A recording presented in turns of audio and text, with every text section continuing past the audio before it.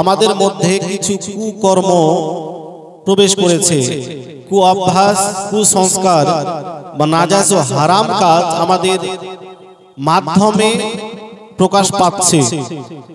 ওই সমস্ত কাজ থেকে আমাদের বিরত থাকতে হবে, যাতে আমাদের কারণে আমাদের আহলে সুন্নাত ওয়া জামাতের বদনাম না হয়।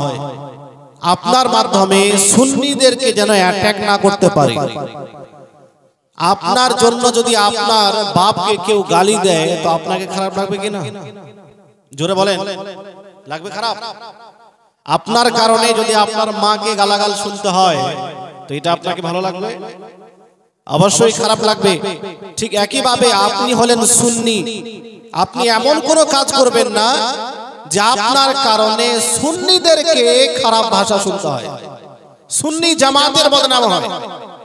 এমন কাজ আপনার আমার দ্বারাই যেন প্রকাশিত না হয়। ওই কাজগুলি আমাদের দ্বারা কিছু হচ্ছে, কি হচ্ছে ইনশাআল্লাহ বলবো। তৃতীয়, আমরা কিছু কাজ করছি যেগুলো শরীয়ত মতে জায়েজ, ভালো কাজ, নেকির কাজ, কিন্তু আজ ওই কাজগুলিকেই বিদআত, শিরক বলে মানুষ চালিয়ে দিচ্ছে। আর সুন্নিরা, সাধারণ ভাইরা, তারা টেনশনে পড়ছে যে আমরা এই কাজগুলো সওয়াব, নেকির কাজ মনে করে করছি, আজ এগুলোকে বেদাত বলা হচ্ছে। তো বাস্তবিক এগুলো বেদাত, শিরক, নাজায়েজ ও হারাম। এই তিনটি বিষয় নিয়ে ইনশাআল্লাহ আজিজ আপনাদের সামনে আলোচনা করব। প্রথম, ইলম, জ্ঞান, এডুকেশন। শিক্ষার গুরুত্ব কতটা, শিক্ষা আমাদের জন্য কতটা জরুরি, শিক্ষা ব্যতীত একজন মানুষের অবস্থা কি হয়, ইসলাম ধর্ম শিক্ষার কতটা গুরুত্ব দিয়েছে। আজ আমাদের মধ্যে দেখা যায় শিক্ষিত লোক খুবই কম। শিক্ষা অর্জন আমরা করতে চাই না, পার্থিব শিক্ষাও আমরা বেশি উঁচু লেভেলের অর্জন করি না, আর ধর্মীয় শিক্ষাও আমরা অর্জন করি না। দুই শিক্ষার দিক থেকে আমরা মুসলমানেরা খুবই পিছনে রয়েছি। অথচ ইসলাম এমন একটি ধর্ম, ইসলাম এমন একটি জামাত, যেই ধর্ম মানুষকে অসংখ্য বিধান দিয়েছে। আল্লাহ পাক পবিত্র কোরআনের মধ্যে হাজার হাজার হুকুম বান্দাকে দিয়েছে। আল্লাহ পাক কোরআনের মধ্যে নিজের বান্দাদেরকে নামাজ আদায় করতে বলেছেন। আল্লাহ পাক পবিত্র কোরআনের মধ্যে রোজা রাখার আদেশ দিয়েছেন। আল্লাহ পাক কোরআনের মধ্যে হজ করার আদেশ দিয়েছেন। আল্লাহ পাক কোরআনের মধ্যে যাকাত দেওয়ার আদেশ দিয়েছেন। আল্লাহ পাক কোরআনের মধ্যে পিতামাতার সঙ্গে সৎ ব্যবহার করার আদেশ দিয়েছেন। কোরআনের মধ্যে ভাই বোনের সঙ্গে সৎ ব্যবহার করার আদেশ দেওয়া হয়েছে। তাদের হক তাদেরকে দেওয়ার কথা বলা হয়েছে। হারাম খেতে নিষেধ করা হয়েছে, হালাল উপার্জন করতে বলা হয়েছে। এছাড়া হাজার হাজার আদেশ মহান আল্লাহ পাক পবিত্র কোরআনের মধ্যে দিয়েছেন। একইভাবে আমরা যেই নবীর কলমা পড়ি, যেই নবীর উম্মত, সেই নবী বহু সুন্নাত আমাদের জন্য রেখে গেছেন, আমাদেরকে দিয়ে গেছেন, আমাদেরকে বলে গেছেন। অসংখ্য বিধান নবী আমাদের দিয়ে গেছেন। কিন্তু আপনি মুসলমান, আমি মুসলমান, যদি আপনি জানতে চান যে আল্লাহ পাক পবিত্র কোরআনের মধ্যে কোন জিনিসটি সর্বপ্রথম ঘোষণা করেছেন, কোন বিষয়টি নিয়ে আলোচনা করেছেন, কোন বিষয়টি করার হুকুম দিয়েছেন, তো মুসলমান ভাই আমি আপনাকে বলতে চাই, আল্লাহ পাক নামাজের কথা সর্বপ্রথম কোরআনে বলেননি, রোজার কথা কোরআনে বলেননি, হজের কথা সর্বপ্রথম কোরআনে বলেননি। হাজার হাজার বিধানের মধ্যে সর্বপ্রথম নামাজ, রোজা, হজ ও যাকাতকে রাখা হয়নি। সর্বপ্রথম যেই আদেশ মহান আল্লাহ পাক নিজের হাবিবের কাছে ওহী হিসেবে পাঠালেন, সেটা হলো হে হাবিব তুমি পড়ো, বলেন সুবহানাল্লাহ।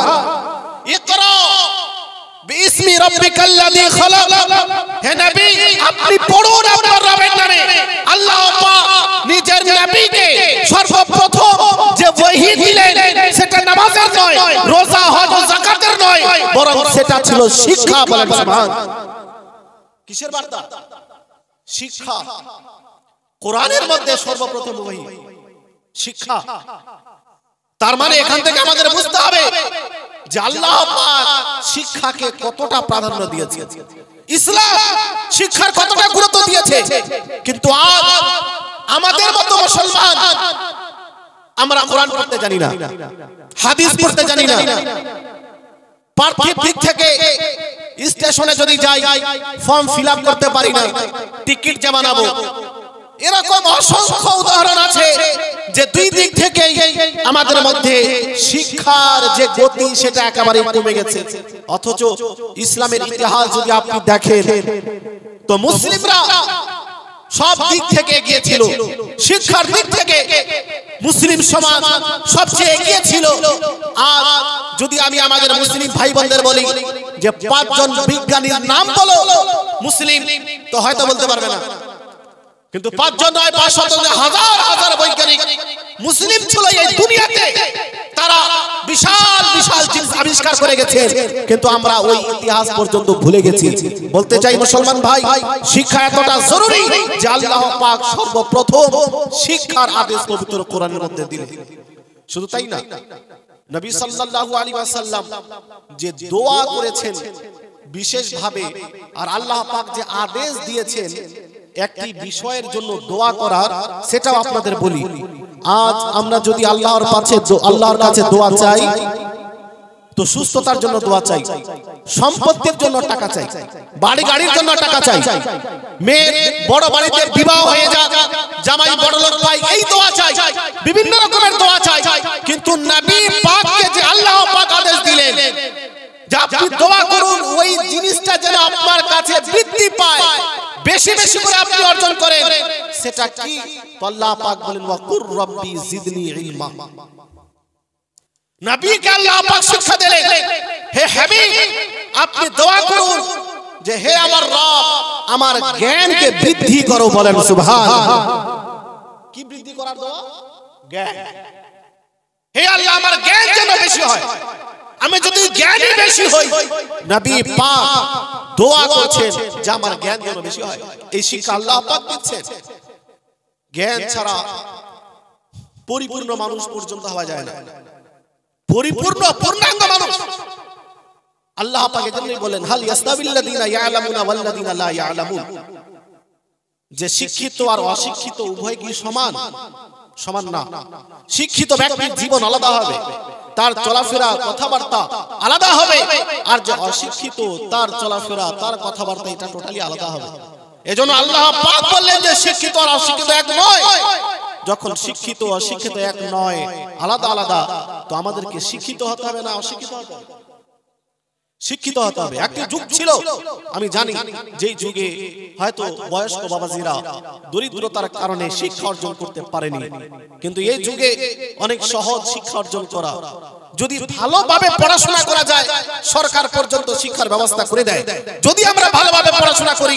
কিন্তু আজ আমাদের বাড়ির ছেলেরা, আমাদের বাড়ির মেয়েরা মোবাইল নিয়ে ব্যস্ত, টিকটক, ফেসবুক, মেসেঞ্জার, বিভিন্ন রকমের মিডিয়া প্ল্যাটফর্ম নিয়ে ব্যস্ত। শিক্ষা অর্জন করতে চায় না, না পার্থিব শিক্ষা অর্জন করতে চায়, না আপনার কি বলে যে দ্বীনি শিক্ষা অর্জন করতে চায়। দুই দিক থেকেই আমরা পিছনে পড়েছি, যার কারণে আজ ভারতবর্ষে মুসলমানদের এই বেহাল দশা। যদি আমরা নিজের অবস্থা পরিবর্তন করতে চাই তো শিক্ষা অনিবার্য। শিক্ষা ছাড়া কোনো জাতি দাঁড়াতে পারে না, শিক্ষা অর্জন করা জরুরি।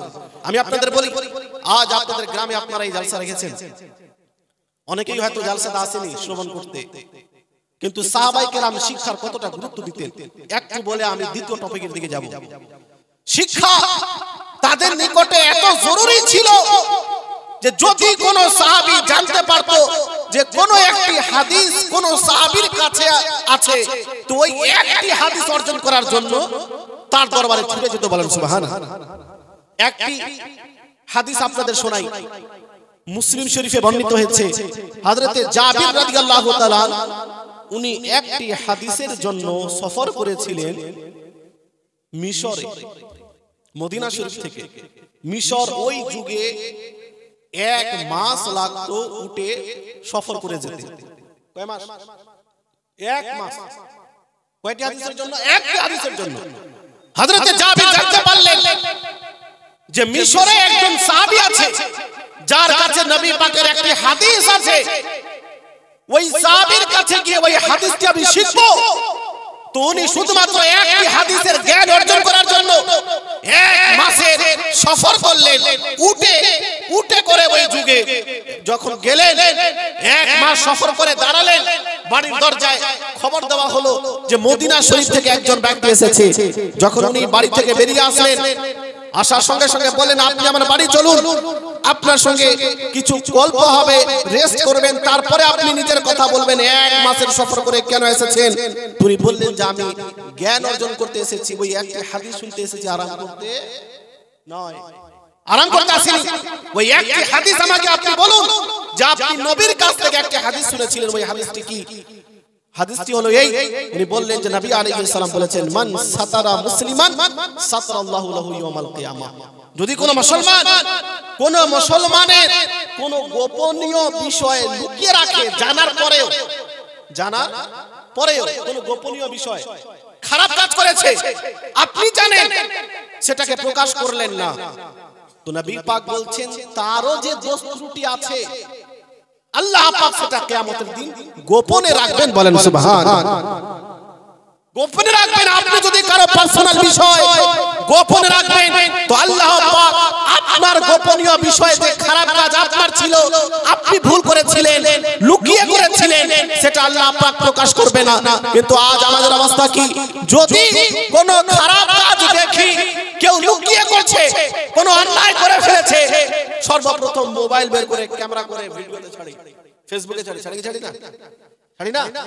কত লজ্জার বিষয়। যেই নবী বলছেন যে মুসলমানের গোপনীয় বিষয় যদি কেউ লুকিয়ে রাখে, তো তারও দোষ ত্রুটি আল্লাহ পাক কাল হাসরের দিনে গোপনে রাখবেন। আমরা এই হাদিসের উপরে আমল করি না, কেননা আমাদের এই হাদিস হয়তো জানাও নেই। বলার উদ্দেশ্য, একটা হাদিসের জন্য মদিনা শরীফ থেকে মিশরের সফর করলেন 1 মাসের দূরত্ব। তো সাহাবীদের মধ্যে শিক্ষা অর্জন করার কতটা চাহিদা ছিল। আর একটা হাদিস বলে আমি যাবো গিয়ে, 2 জন সাহাবী ছিলেন, ওনারা পরামর্শ করেছিলেন, বাড়ি লাগিয়েছিলেন যে একদিন তুমি নবীর দরবারে থেকে হাদিস অর্জন করবে, হাদিসের শিক্ষা অর্জন করবে, আমি কাজ করতে যাব, পরের দিন আমি নবীর দরবারে থাকবো, তুমি কাজ করতে যাবে। বলেন সুবহানাল্লাহ। কাজ তো করতে হবে, সংসার তো আছে, তো নবীর জ্ঞান যেন ছুটে না যায়, আমরা যেন আঘাত না হই, নবীর কোন হাদিস ছুটে না যায়, এই জন্য তুমি একদিন থাকবে, তুমি যেটা শুনবে রাত্রে আমাকে বলে দেবে, তারপরের দিন আমি থাকবো, আমি যা শুনবো তোমাকে রাত্রে বলে দেবো। বলেন সুবহানাল্লাহ। সাহাবায়ে কেরাম এইভাবে বাড়ি লাগিয়ে জ্ঞান অর্জন করতেন এবং বলে দিয়েছেন জ্ঞান অর্জন করে যে শিক্ষা এতটা গুরুত্ব যে শিক্ষা ছাড়া মানুষের আমল আকীদা ঠিক থাকে না। নবী আলাইহিস সালাম বলেন, আল ইলমু হায়াতুল ইসলাম ওয়া ইমাদুদ্দিন। জ্ঞান এটা হলো ইসলামের জীবন এবং ধর্মের স্তম্ভ। জ্ঞান এটা ইসলামের জান। যদি জ্ঞান না থাকে তো ইসলামের জান নেই। আমরা মুসলমান, পূর্ণ মুসলমান হতে পারছি না, তার কারণ যে আমাদের মধ্যে শরীয়তের জ্ঞান নেই। কোনটা কোথায় করতে হবে, কোনটা কোথায় করতে হবে না, এই জ্ঞান আমাদের মধ্যে নেই। অনেক ভুল কাজ আমরা করে ফেলি। তো নবী বলছেন ইসলামের জান হলো জ্ঞান, আর ইসলামের স্তম্ভ হলো এই জ্ঞান। যদি খুঁটি না থাকে বাড়ি টিকে থাকতে পারে না, পড়ে যাবে। আজ জ্ঞান না থাকার কারণে অসংখ্য ভুল আমাদের মাধ্যমে হচ্ছে। এজন্য বাবাজি বলবো যে নিজের ছেলেকে শিক্ষিত বানান, নিজের মেয়েকে বানান, আলিম বানাতে হবে। সবাইকে কথা আমি বলি না, কিন্তু নিজের ছেলেকে দ্বীনের যেটা জরুরি জ্ঞান, নামাজ পড়তে হবে, রোজা রাখতে হবে, হজ করতে হবে, যাকাত দিতে হবে, প্রয়োজনীয় হালাল হারাম এই জ্ঞানগুলো তাকে দেন, যেন সে শরীয়ত মোতাবেক নিজের জীবনকে অতিবাহিত করতে পারে। একবার দুরূদ শরীফ পাঠ করুন। আল্লাহুম্মা সাল্লি আলা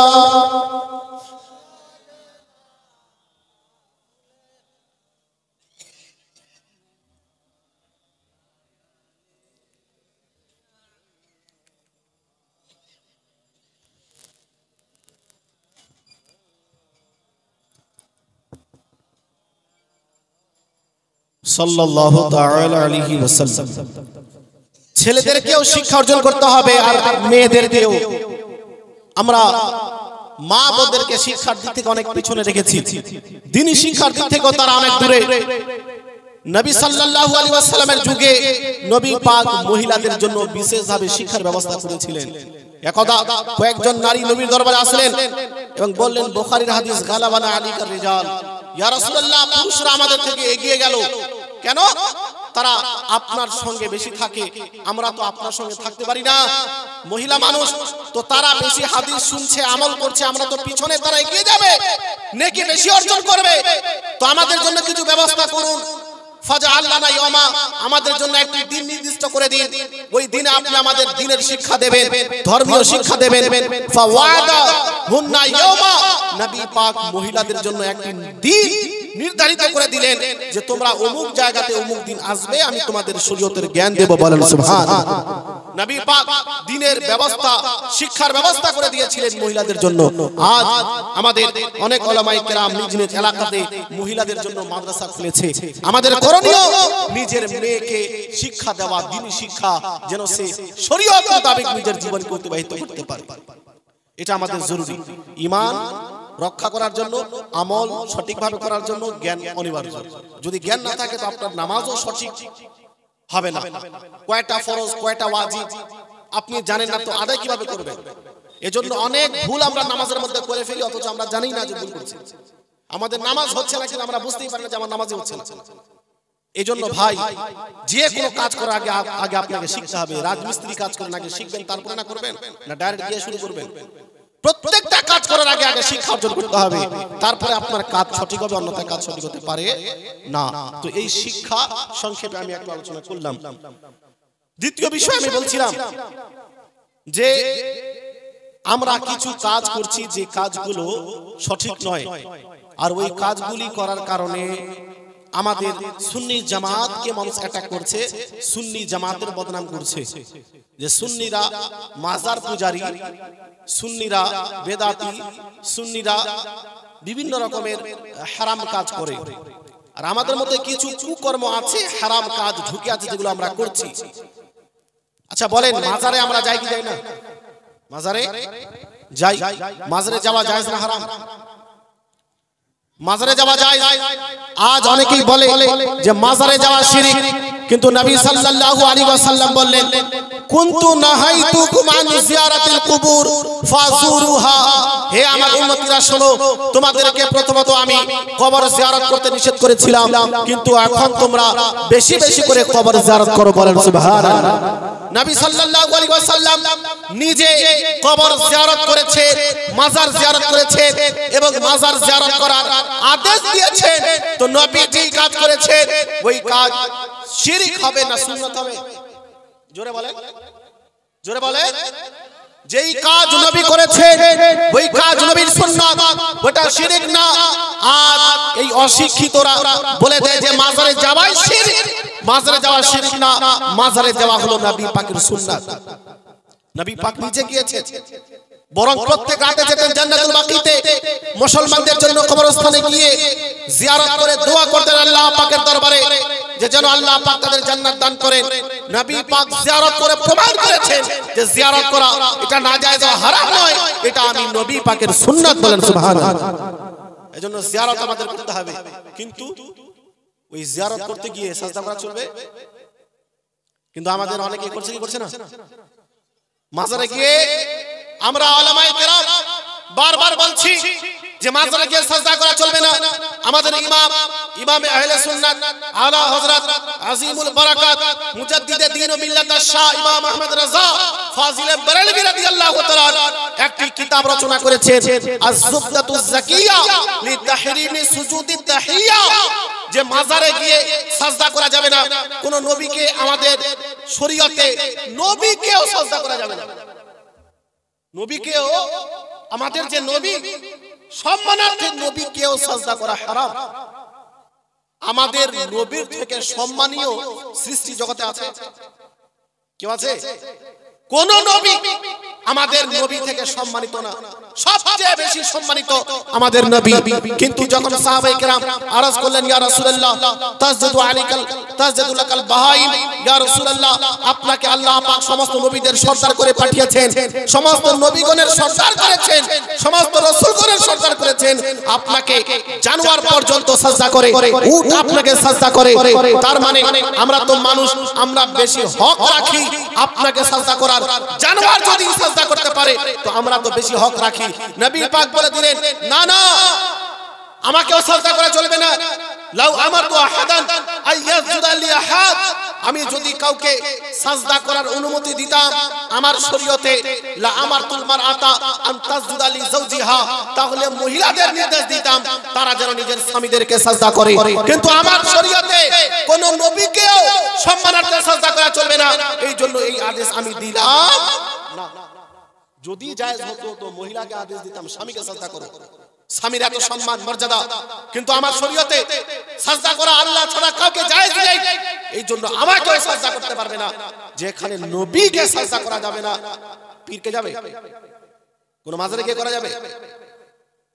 তো আজ আমাদের অনেক সুন্নি ভাই মাজারে গিয়ে সাজদা করছে, আর বদনাম হচ্ছে সুন্নি জামাতে, যে সুন্নি জামাতের লোকেরা মাজার পূজা করে, এরা মাজারে গিয়ে সাজদা করে। এজন্য কেউ এই ভুল করবেন না। একটি কথা বলে দিই, সম্মানার্থে সাজদা করা এটা হারাম, শিরক নয়। আজ কিছু অশিক্ষিত শেখ বেরিয়েছে যারা শিরক কোনটা ওটাও বোঝে না, বিদআত কোনটা ওটাও বোঝে না।